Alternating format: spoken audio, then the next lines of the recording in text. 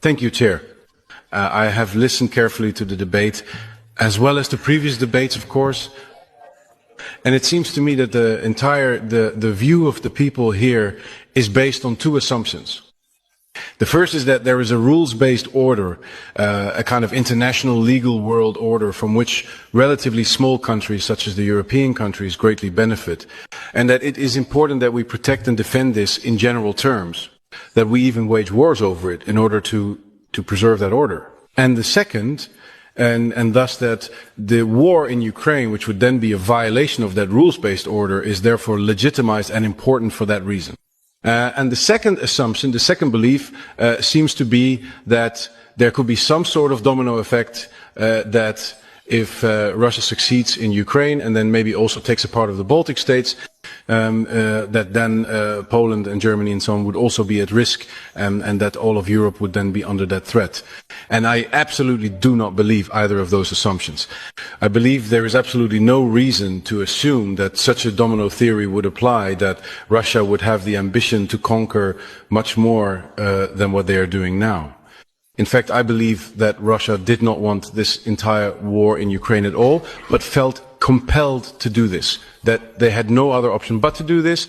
And secondly, I also absolutely do not believe that there is a rules-based order that the West respects or anything like that.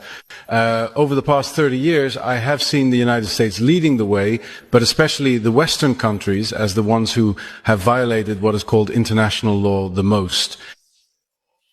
Time and again, from Reagan's intervention in Grenada and in Latin America to the interventions in Iraq and Libya and Syria, and you name it.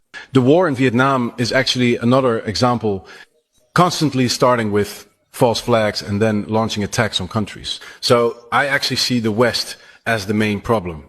It's a fundamentally different approach. And for that reason, I also see absolutely no need to increase defense spending by 35 billion. I think we could spend that money much better on tax relief for working people in the Netherlands, for pensioners, social security, and so on and so forth. And more broadly, and I will also be submitting a motion on this, by the way. And on a deeper level, I think the perception that still exists here is the image of the world order as it was during the Cold War. And I believe that since the war in Kosovo in 1999, NATO has become a fundamentally different kind of organization. It is no longer a defensive alliance, but has become an offensive alliance. The war in Yugoslavia had absolutely nothing to do with self-defense. The war in Libya in 2011 had even less to do with self-defense. They were wars of aggression. So I believe NATO has also changed structurally. NATO has undergone a metamorphosis. On the outside, it may still look like the same organization, but in essence it has become something completely different. And I really don't see why the Netherlands should be a part of it. Why should we be part of an offensive alliance?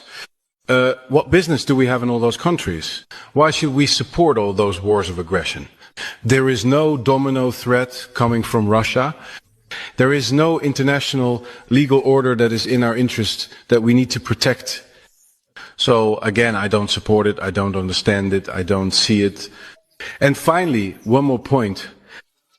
There is a very clear focus on military confrontation with Russia. There is very clearly no focus on the diplomatic solution. Russia actually just wants a division of Ukraine. Half would go to Russia, the other half would become a neutral zone or something like that. That would be just fine. And so we are letting ourselves get dragged into a military conflict that is also unwinnable. We are deindustrializing. Our entire economy is being destroyed, partly because of those sanctions, partly because of the enormous expenditures. And Russia is experiencing economic growth. Russia is winning this hands down. 4 minutes is, of course, probably far too short for Mr. Baudet to explain how fantastic Russia is and how wonderful that country is. There are now a number of political commentators in The Hague who occasionally say, yes, since the PVV left the cabinet, Forum has suddenly become a somewhat more normal right-wing party that often expresses normal right-wing positions.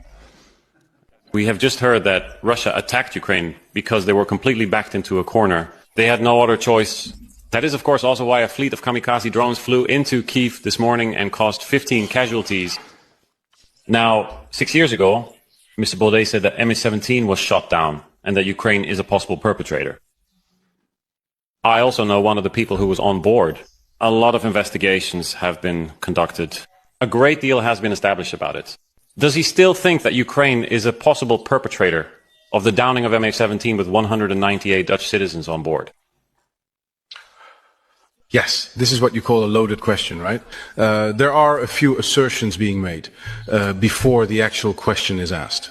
Then I do feel tempted to say something about that, because as far as I know, I haven't said anything at all about Russia. I haven't said anything about whether or not that is a commendable political system or about everything that's going on there. I have given a geopolitical analysis of how I think power relations in the world work, and I have shared my view on what I believe is in the Dutch interest, and that's why I'm here. There are 18 million Dutch people who can't pay their energy bills. They notice that gas and electricity are becoming more and more expensive. They see that 35 billion is now being spent on, in fact, American arms lobbies and weapons companies for a war that isn't ours. That's what matters to me.